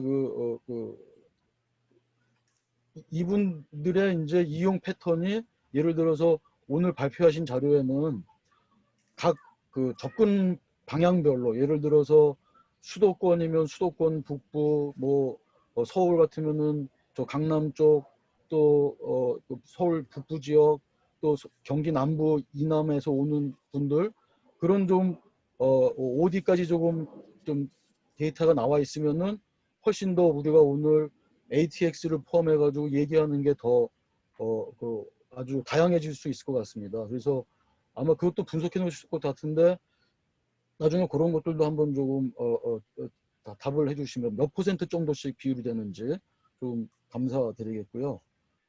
그다음에 이제 그 아까 KTDB를 통해서 이제 분석하는 우리가 보통 예타할 때 이제 KTDB에 근거해서 하고 있는데 그것과 별도로 이제 공항공사에서 빅데이터를 이용해 가지고 분석한 거는 굉장히 잘하셨다고 저는 생각해요. 그래서 정말 칭찬을 해드리고 싶고요. 왜냐하면은 그 아까 발표에도 잠깐 나왔지만은 실질적으로 7,116만 명 중에서 외국인이 한 24% 정도 차지하는 것 같아요. 제가 통계를 좀 찾아봤더니 외국인 방문객이. 그래서 그러면은 KTDB는 주로 이제 국내 이용자들을 내국인들을 대상으로 해가지고 오디 조사를 하지 않습니까? 그래서 이제 물론 전수하는 과정에서 보정을 하기도 하지만은 사실은 그 이제 영종도 같은 경우는 이제 섬으로 되어 있기 때문에 그 다리만 딱 틀어막으면 스크린 라인으로 해가지고 제가 볼 때는 승용 차량 같은 거는 상당히 정확하게 전수화시킬 가능성이 있는데 외국인들의 OD는 사실은 파악하기가 굉장히 어렵거든요. 그래서 제가 제 아주 가까운 지인이 제3영역교 예타를 했는데 제가 한번 그래서 이거 토론 때 물어봤어요. 그랬더니 안 그래도 그런 문제가 있어가지고 좀 오차가 발생한다 그런 얘기를 했어요. 그래가지고 제가 조언을 드리고 싶은 건 뭐냐면은 지금 하시고 계시는 KTDB와 더불어서 빅데이터 분석해서 공항의 어떤 그런 특성을 이용한 데이터를 더 정교하게 하는 플랫폼을 지금 만들었고 그걸 계속 진행하고 있는 거는 계속 진행하셔야 될 것 같고요. 그 다음에 또 하나 중요한 거는 그것만 해서 중요한 게 아니라 그거를 가지고서 일단은 그 국토부의 유인을 받아서 코티에서 KTDB를 하고 있으나 이거를 국토부가 이걸 정식으로 그 KTDB에 반영하는 데이터로 받아들이고 또 기재부가 또 이거를 받아들일 수 있는 그런 어떤 방안들을 공항공사에서 전략적으로 만들어내야지 나중에 이런 ATX라든지 여러 가지 실질적으로 공항과 관련된 접근 교통로를 투자하는데 도움을 받을 것 같습니다. 그래서 이 작업은 계속 해주시는 게 좋을 것 같습니다. 그리고 심야 저도 이제 심야에 도착해가지고 그 버스가 없어가지고 공항에서 뭐 2시간, 3시간씩 그냥 빈둥빈둥 대다가 첫차 타고 집에 가고 막 그런 이제 경험들이 있어가지고 이런 수도권을 일단 그 기준으로 해서라도 일부 지역에 한 대여섯 개 지역에 심야 버스를 더 확충하겠다는 거는 굉장히 소비자로서는 그 감사한 일인 것 같고요. 그래서 이런 발제 속에서 실질적인 그런 개선안들이 나와서 좀 좋았던 것 같습니다. 근데 이제 또 분석하는 과정에서 그 아까 몇 페이지였는지 제가 지금 저기 하는데 그 앞에 시간 각 세계적인 공항들의 거리 그 그래프하고 시간 그래프를 이제 띄우셔가지고 그 이제 상호 분석을 했었는데 사실은 이제 거기에 일본 같은 경우에 하네다 공항도 나오고 나리타 공항도 나왔지만 잘 아시는 대로 하네다 공항은 우리로 치면 김포공항인 거고 사실 우리 인천국제공항은 나리타 공항이지 않습니까? 근데 이제 그 그래프에서 나왔던 것처럼 거리는 인천공항이나 나리타 공항이 그 비슷하게 멀리 떨어져 있더라고요, 도심에서. 그런데 시간 거리는 인천공항은 별로 변함이 없는데 나리타 공항은 그 원안으로 조금 많이 이렇게 당겨진 그런 모습들을 보면서 소비자로서 늘 느끼는 그런 문제죠. 그러니까 인천공항을 접근하기 위해서 지방에서 오시는 분들의 경우에 그 KTX를 이용해서 와가지고 그 광명에서 인천공항으로 버스를 갈아타든지 아니면은 서울역에서 ARX를 타고 오는 그런 개념밖에 없기 때문에 접근성이 굉장히 낮아서 우리는 사실은 버스 접근자가 거의 50%에 육박하는 그런 이제 양상을 보이는 것 같습니다.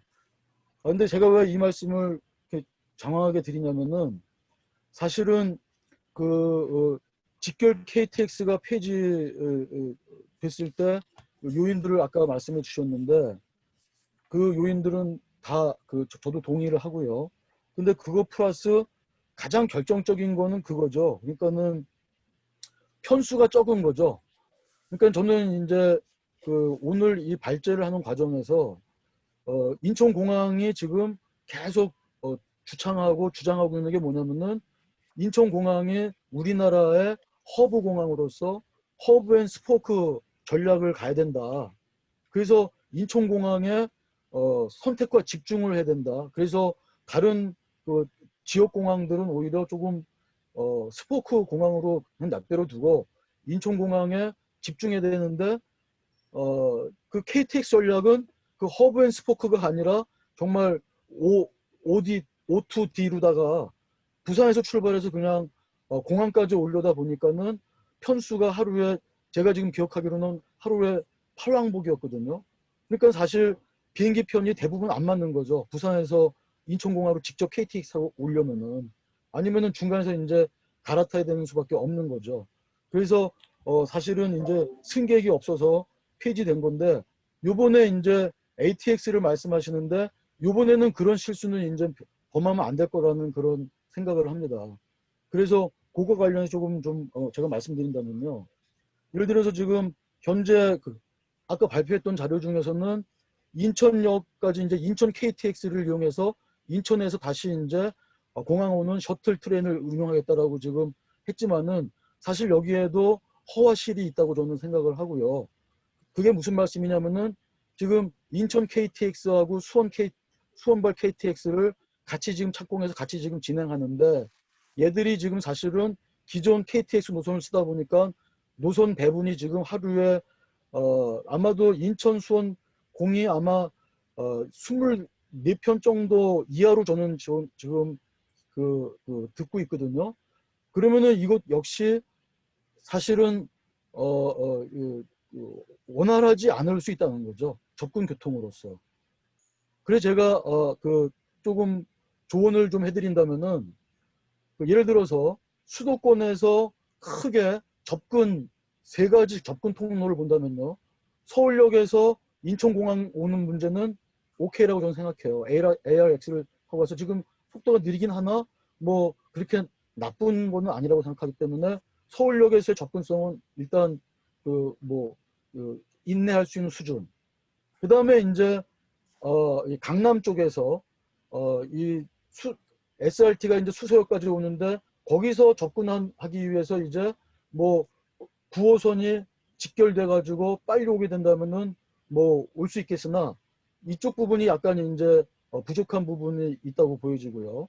그 다음에 또 한 가지는 이제 잘 아시는 대로 이제 광명역 이남에 경기 남부 이남에 우리나라 그 전 남부 지역에서 올라와서 인천공항을 이용하려고 하는 수요들입니다.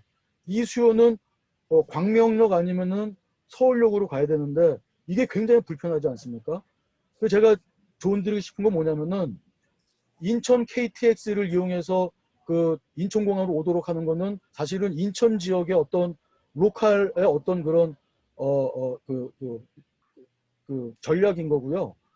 오히려 제가 볼 때는 그 이제 그 인천공항에서 수인선에서 월판선으로 해가지고 광명역까지 지금 이 선이 이용되고 이제 공사가 되고 있지 않습니까? 그래서 제가 인천공항은 뭘 해야 되냐면요. 오히려 코레일하고 그다음에 월판선 저기 신안산선 같은 경우는 그 넥스트 트레인이 지금 운영사가 지금 될 거란 말이에요. 앞으로 포스코하고 그랬을 때 사실은 오히려 이 경기 남부 광명역 이남에서 오는 수요를 빨아들이기 위해서 광명역에서 인천공항 직결 셔틀 트레인을 만드는 게 훨씬 더 유리하다. 그러려면은 지금부터 준비를 해야 된다는 겁니다. 무슨 얘기냐면은 이 광명역에서 인천공항까지 오는 동안에 월판선, 수인선, 그 다음에 또 그 공항철도 제2공항철도 노선 다 노선 운영자가 다르거든요. 그래서 이거를 노선을 사가지고 운영할 수 있는 이것들을 준비를 해나가서 최소한 광명역에서는 직결해가지고 인천공항으로 셔틀 트레인을 보내는 방안을 지금부터 공항공사가 준비하면은 상당히 좋은 대안이 나올 거라고 저는 보여집니다. 그 다음에 아까 그 ATX 활성화 방안에서 그 전자상거래 화물 에어 플러스 레일 이거 얘기하신 거에 저도 전적으로 동감을 하고요. 근데 이제 아까 이상민 본부장님도 잠깐 얘기를 하셨지만은 사실은 이제 우리나라에서는요 사실은 의왕 ICD조차도 사실은 지금 아주 원활하게 지금 그 철도 물류를 역할을 못 해주고 있는 거거든요. 여전히 우리는 지금 O2D 그냥 컨테이너 트랙으로 해가지고 충분히 지금 거리적으로 우리나라 뭐 400km도 안 되는 이 거리이기 때문에 이게 지금 가능한 곳이기 때문에 사실은 이 에어 플러스 레일을 얘기할 때 우리는 사실은 이제 우리가 큰 그림을 가지고 얘기를 해야 된다고 저는 보여져요. 그렇게 봤을 때 예를 들어서 그 고속철도를 바탕으로 해서 에어 플러스 레일을 하려고 했을 때 그때도 사실은 광명역에서 인천공항까지 다이렉트 셔틀 트레인이 필요하다고 보여지고요. 그럼에도 불구하고 이게 공항에서 아까 발표도 나왔지만은 공항에서 한번 환적하는 거하고 이 철도로 갈 경우에 예를 들어서 공항에서 환적하고 광명역 내지는 다른 의왕 ICD나 이런 데서 환적하고 또는 내륙 철도 물류기지 환적할 때 들어가는 이 플러스 비용들을 사실은 정부가 언제까지 이걸 보조할 수는 없거든요. 그래서 사실은 이 문제에 대해서는 고민이 좀 더 필요한데 제가 오늘 이 에어 플러스 레일과 관련해서 인천공항공사에게 조언 드리고 싶은 거는 이겁니다. 지난주에도 국회에서 세미나가 있었는데요. 이 남부 고속철도 건설 세미나라는 게 있었습니다. 그래서 지금 시기적으로 아까 2030년을 대비해서 공항 이용객이라든지 이 전자상거래 또는 신선물류 이런 물류들에 대해서 이제 대책을 세워야 되는 거 저도 100% 동감을 하고요. 그렇게 해야 되는데 아까 나왔던 그 물류 양들은 다 그냥 전 세계 각지에서 들어오는 예를 들어서 미국, EU, 일본, 중국 물류량을 통과를 한 거거든요. 근데 아마도 모르긴 모르겠으나 제가 생각할 때는 그 10년에서 20년 안에는 반드시 북한의 고속철도가 만들어질 거라고 생각하고 있고요. 그러면은 그 서울에서 고속철도를 타고 여객도 마찬가지고 물류도 마찬가지고 서울에서 북경 다이렉트로 직통 열차 5시간 이내, 서울에서 동북 삼성 직통 4시간 5시간 이내로 완전히 커버가 됩니다. 그렇다면은 최소한 동북아 물류에서는요, 이 에어 플러스 레일 시장에서는 큰 변동이 일어날 겁니다.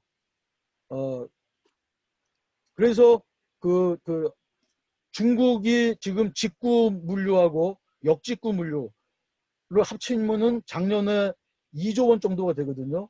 이게 지금 거의 막 그 한 5년 사이에 15.5배 증가하고 한 겁니다. 지금 특히 역직구 물류의 중국 점유 비율이 한 50%가 넘거든요. 50.4%인데 그 이렇게 봤을 때 앞으로 그 고속철도망이 만들어지면 동북아 고속철도망이 만들어지면은 지금은 그 약 60%의 정도의 그 물류가 그 항공을 이용해 가지고 중국으로 지금 배송이 되고 있는데 아마도 이거의 상당한 부분이 모달 시프트가 그 동북아 고속철도망으로 이루어질 것이다. 그래서 여기에 대해서 사실은 지금 말씀하셨던 에어 플러스 레일로 해가지고 어떻게 이거를 그 서로 윈윈할 것인가 또는 경쟁할 것인가에 대한 전략들을 세워나가는 게 앞으로 2030년, 2040년을 대비하는 중요한 전략이 될 수 있을 거라고 보여집니다. 그 다음에 우리가 그 ATX를 얘기하면서 또 하나 또 굉장히 중요한 게 뭐냐면요. 결국은 우리가 ATX를 활성화시키기 위해서는 가장 큰 경쟁자가 버스입니다. 버스가 여전히 그 이용자 입장에서 보면요. 그 굉장히 베리 굿이거든요. 그래서 이 버스보다 ATX가 훨씬 더 속도 면에서도 접근 면에서도 굉장히 편리한 뭔가를 제공해주지 않으면 아마도 이 경쟁 시장 경쟁성을 유지하기 어려울 것이다라는 측면에서 공항공사에서는 이걸 계속 연구를 좀 하실 필요가 있다고 보여집니다. 뭐 두서없이 제가 여러 가지 말씀을 좀 드렸는데 이 정도로 조금 말씀을 드리겠습니다. 예. 예, 감사합니다. 제가 정리한 것만 해도 거의 한 7가지 정도 되는 내용을 말씀을 해주셨어요. 두세 가지는 한 질문으로 직결, 그 T1과 T2의 직결 보행 통로, 그다음에 실제적으로 그 주요 공항의 그 OD 간의 비율이 어떻게 되는지, 그다음에 이 KTDB에 비해서 그렇게 나쁘지 않은 빅데이터를 좀 공식적인 예타에 활용할 수 있는 데이터를 활용할 수 있는 방안, 그다음에 심야 시간에 심야 버스 확충, 그다음에 실제적으로 광명역에서 월판선 수인선을 연결하는 그런 노선을 한번 고려하는 방안이라든지, 그다음에 이제 에어 플러스 레일로 할 경우에는 앞으로 동북아 고속철도에 비해서 어떻게 경쟁력을 가질 것이냐, 이런 문제. 그다음에 역시 또 경제성의 문제가 되겠는데, 지금도 현재도 광명역에서 30분 단인가요? 30분 간격으로 셔틀이 운영이 되고 있는데, 이제 결국 버스와의 그 경쟁 관계에 대해서 여객 부분에서는 이제 그런 부분에서는 좀 경쟁력이 확보가 돼야 결국 경제성이 확보가 될 수 있다, 이런 말씀을 주로 해주셨습니다. 그럼 질문도 있고 그다음에 이제 토론할 거리도 있는 것 같습니다. 우리 그 두 분 팀장님께서 그 정리된 내용에 대해서 답변부터 우선 좀 해주시고요. 그 다음에 이제 그 일종의 그 토론, 의견을 좀 개진해 주시는 그런 방식으로 좀 토론을 좀 부탁드리겠습니다. 네. 일단 교수님하고 본부장님 말씀 감사드립니다. 저희가 접근교통 다각화라든지 ATX 사업 추진하는데 많은 귀국 참고로 해서 모험을 삼도록 하겠습니다. 일단 진장원 교수님께서 말씀하신 그 T1과 T2 사이의 그 직접적인 직선 거리는 약 한 2km 정도 됩니다. 그래서 거리는 짧은데 우회할 경우에는 18km 정도 되고요. 당연히 이제 그 공항 입장에서도 T1과 T2 사이에 직결해서 승객을 수송할 수 있다 그러면 가장 원활한 해답이 될 것 같습니다. 그 지금 그림에 보시다시피 통합 연결 시설을 갖다 제가 그림을 지금 현재는 없지만은 두꺼운 파란색 실선으로 그려놨는데요. 그 옆에 보게 되면은 그 3개 노선, 그 ARX 9호선, KTX 노선이 그려져 있습니다. 그 인천공항의 정중앙에 지금 여기 연한 그 연한 파란색으로 그려져 있는 것이 에어사이드 지역인데요. 이 에어사이드 지역에 실제로 T1과 T2 사이에는 에어사이드 보안 검색을 완료한 승객에 대해서는 수송이 가능하도록 우리가 IAT라는 내부 인프라 교통망이 구성되어 있습니다. 근데 그 IAT는 일반 여객은 탈 수가 없고요. 일반적으로 일반 여객이라 그러면 랜드사이드 승객인데 랜드사이드 승객은 탈 수가 없고 에어사이드 승객만 탈 수 있습니다.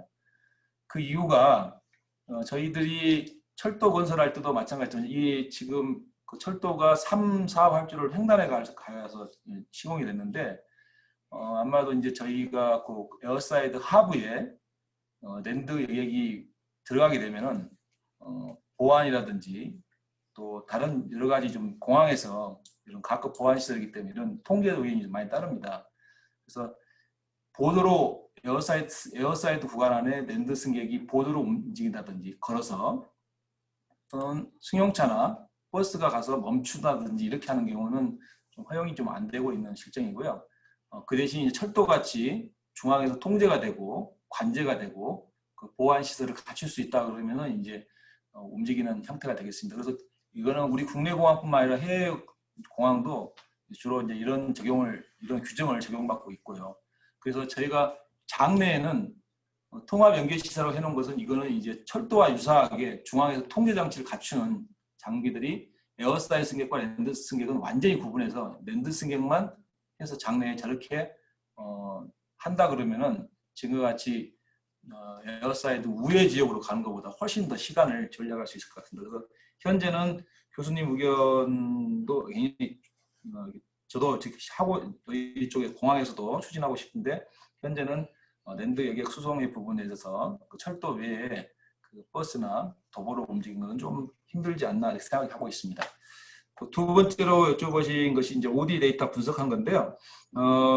저희들이 여객 특성 조사라는 것을 지금 하고 있습니다. 해서 그 분석해 보니까 대략적으로 서울이 한 38%, 경기가 한 37%, 그리고 인천이 한 18%, 나머지 지역이 이제 지방이 되겠습니다. 그래서 거주자 비율은 파악했는데 실제로 이제 거주자 비율을 이제 설문이라든지 이런 걸 이제 또 뭐 교통 데이터를 봤지만 이번에 저희가 아까 그 KT하고 물론 이제 KT가 전체 이동통신사 중에 차지하는 포지션은 한 30%대밖에 안 되지만은 그래도 KT가 이제 국가적 이런 국가와 이런 통행 분석이라든지 빅데이터 분석에 대한 어떤 그런 지적 노하우를 갖고 있기 때문에 KT하고 협의를 해서 저희가 이제 빅데이터를 2017년, 2018년, 2019년 3개년을 저희가 이제 데이터를 샀습니다. 그렇게 3개년을 산 이유가 2020년은 지금 코로나로 약간 데이터가 왜곡이 돼 있고 2018년에 T2가 오픈하면서 T2 오픈 전과 T2 오픈한 해 그리고 T2 오픈한 이후 이 3개년을 파악하면은 얼추 데이터가 확실히 나올 것 같아서 그 데이터를 저희들이 분석하고 있으면은 아마 확실하게 영종도 내 그리고 그 다른 지역으로 가는 OD 데이터가 나올 것 같습니다. 그러면 이런 OD 데이터를 가지고 그 아까 말씀하신 대로 KTDB에서 가지고 있던 어떤 그런 물리적, 시간적 그런 한계를 저희 인천공항에서 그런 부분을 데이터를 보완해주고 이것이 일회성이 아니라 플랫폼을 구축해서 매년 이렇게 해서 데이터를 분석한 결과를 우리 인천 지역 인천연구원이나 경기연구원, 서울연구원 그리고 교통연구원 우리 한국 교통연구원과 같이 해가지고 KTDB에 반영을 시키고 그 반영된 결과가 그리고 이제 모든 인천공항과 관계되는 이런 정책에서 BC 분석 때 활용이 될 수 있도록 재경부에도 의견을 개진할 계획입니다. 이상 질문에 대해서 답변 마치겠습니다.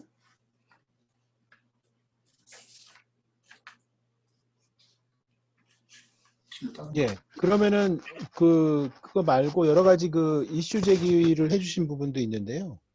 이를테면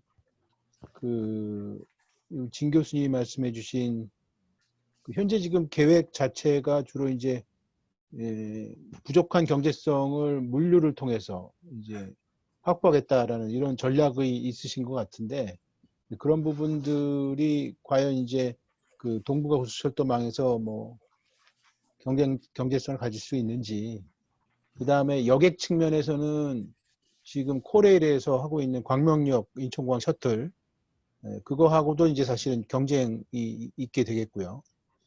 이런 부분들에 대해서 혹시 지금 ATX를 구상하시는 측면에서 뭐 이런 부분 때문에 뭐 우리가 어떤 경쟁력을 확보할 수 있겠다, 뭐 이런 부분들 좀 말씀을 해주시면 좋겠고요.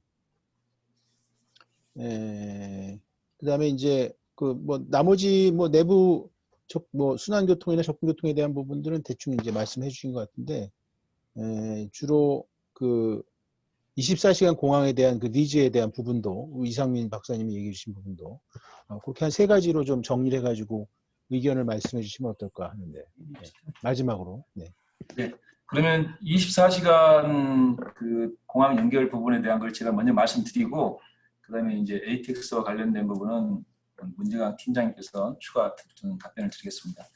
지금 인천공항이 이제 심야 운송이 계속 증가하고 있는데, 결국은 주로 심야에 운항하는 항공사는 주로 LCC 항공사들인데, LCC 항공사와 이렇게 같이 대화를 하면서 공항 측면에서는 가장 공항 시설을 효율적으로 사용하는 것이 24시간 골고루 똑같은 분포를 가지고 공항 시설을 이용하는 것이 가장 좋은데, 지금 이제 심야 시간대는 접근교통이라든지 이런 환승되는 그런 부분이 적기 때문에 주로 이제 그런 대중교통이 움직이는 시간대에 집중이 되는 그런 현상이 있습니다. 그래서 저희 인천공항에서도 심야 버스를 2005년부터 서울역과 강남 고속버스터미널, 주로 이제 KTX 같은 열차를 타고 오는 사람들이 서울역에 내리고, 또 버스 타고 오는 사람들이 강남 고속버스터미널에 내리기 때문에 2005년부터 시범적으로 운영을 해왔는데요. T1 쪽에 같은 경우에는 그 버스 회사에서 이번에 이제 충분한 수요가 나오고 여기 있다 해서 그동안에는 인천공항에서 그 적정 원가의 부족한 부분을 우리가 보존을 해왔는데, 2018년 말부터 2019년 초에 T1 같은 경우에는 버스 회사에서 이거는 이제는 우리가 공항공사의 도움 없이도 충분히 이 사업은 할 수 있습니다 하고 지금 서울역과 강남 고속버스터미널에서 T1로 오는 노선은 독립을 했습니다. 그래서 우리 인천공항에서는 이건 결국은 이제 처음에 인큐베이팅을 어떻게 하는 것이 중요하다는 생각이 들어서 좀 적극적으로 경기도하고 협의한 결과, 이번에 경기도에서 지금 코로나 위기만 좀 넘어가면은 올 하반기부터 그 분당, 수원, 광명, 안양, 김포, 고양, 남양주 등 총 4개 노선을 저희들이 경기 북부권에 2개 노선, 남부권에 2개 노선에서 심야 노선을 저희들이 운영할 예정이고요. 인천도 영종도 내에 이제 공항 이용객보다는 공항 상주 직원들이 굉장히 많이 거주하고 있는데, 특히 상주 직원들이 교대 이 패턴이 다양하기 때문에 심야에도 많이 와야 되는데 주로 택시를 좀 이용하고 있습니다. 그래서 영종도 내에 1개 노선, 그리고 바깥쪽에 또 공항 종사자가 많이 살고 있는 인천 내륙 성 말고 내륙 지역하고 부천 지역을 연결하는 1개 노선을 이 버스와 같이 해가지고 1개 노선을 추가로 운영할 계획입니다. 물론 지방 노선에 대해서는 아직 확정된 건 아니고 각 지방 지자체하고 버스 운송사하고 지금 협의를 하고 있습니다. 그래서 심야 좀 버스를 좀 더 확충하자. 물론 철도에 대한 어떤 그런 부분이 아까 말씀하셨지만 되기 전에 일단 버스가 이런 부분을 다 충족을 해줘야 되기 때문에 그렇게 협의를 해서 진행하고 있습니다. 네. 네, ATX 부분에 대해서 말씀하신 부분들 제가 답변을 좀 드리겠습니다. 일단 이상민 본부장님하고 진 교수님께서 좋은 말씀 해주셔서 저도 깊이 동감을 하는 바이고요. 먼저 ATX가 사실은 여객 수요만으로는 타당성이 나오기가 쉽지 않기 때문에 화물 운송 부분을 결합을 하고 있는 것은 이제 사실입니다. 그래서 그 부분이 대안이자 또 사실은 또 굉장한 좀 구속 여건이 되고 있는 것도 사실이고요. 지금은 저희가 구상을 막 시작한 단계이기 때문에 세부적으로 추진을 해나가다 보면 제가 말씀드린 것보다도 더 많은 문제점들 그런 것들이 좀 발견이 되고 해결을 해나가야 될 것으로 좀 보고 있습니다. 근데 그룹으로서는 제가 아까 PT자료에서 말씀드린 것처럼 좀 커다란 틀에서 가능성 위주로 조금 접근을 하고 있고요. 기술 개발이 저희가 생각하는 만큼 뒤따라준다고 하면 환적 기술이라든지 아니면은 뭐 전용 용기 개발이라든지 이런 것들이 R&D가 어느 정도 좀 뒷받침이 되면 저희가 생각하는 것보다는 조금 빠른 시간 안에 구현을 해볼 수 있지 않을까 저는 개인적으로 그렇게 생각을 하고 있습니다. 그래서 아까 이 본부장님이 말씀하신 것처럼 수요가 조금 안 나오더라도 국가기관 인프라로 이것은 추진을 해야 될 필요가 있다라는 말씀에 저도 좀 깊이 공감을 하고 있고요. 말씀하신 내용 중에 KTX는 여객 중심이고 만약에 화물 운송을 넣어야 된다 그러면 여유 용량에다가 화물 다이아를 짜야 된다. 말씀하신 부분도 저희가 지금 생각을 좀 하고 있습니다. 그래서 여객 화물 병행 운송 내지는 전용 화물 운송 쪽으로 이제 좀 가닥을 잡아보고 있는데요.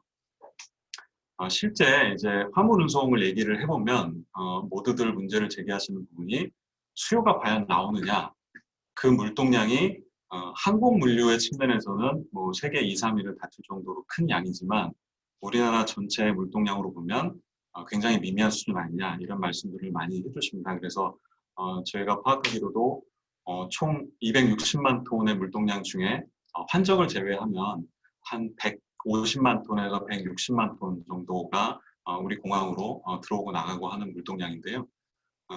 일 단위로 계산을 해보면 편도 기준으로 이제 수입을 기준으로 했을 때 약 한 2,000톤 정도가 물동량이 발생을 하는 것으로 보고 있습니다. 그래서 저희가 만약에 ATX를 화물 전용으로 한번 운영을 하는 것을 고려를 해본다고 하면 연량 기준으로 했을 때 한 160톤 정도를 한 번에 나눌 수 있다고 보고 있고 그렇게 되면 한 4회 정도 운영을 하면 그 정도 수요를 운송할 수 있지 않을까 좀 그렇게 지금 보고 있습니다.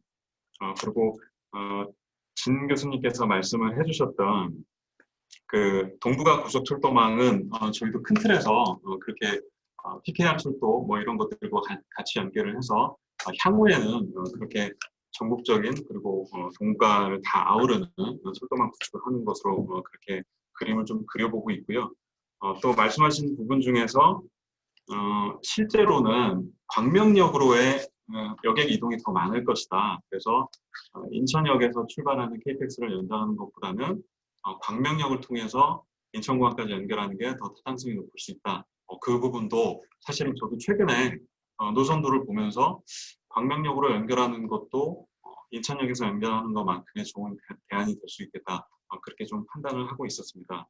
그래서 어쨌건 두 분 본부장님 교수님께서 말씀해 주신 것처럼 가능성은 좀 무한하지만 사실은 넘어야 되고 고민해야 될 부분이 많은 것은 사실이고요. 그래서 말씀해 주신 것처럼 서로 이제 그 버스, 육로교통과의 어떤 윈윈 전략이라든지 아니면은 더 향후를 내다보는 동북아 고속철도망이라든지 이런 큰 그림을 좀 그려 나가면서 앞으로 저희가 세부적인 부분도 가다듬어 나가도록 하겠습니다. 이상입니다.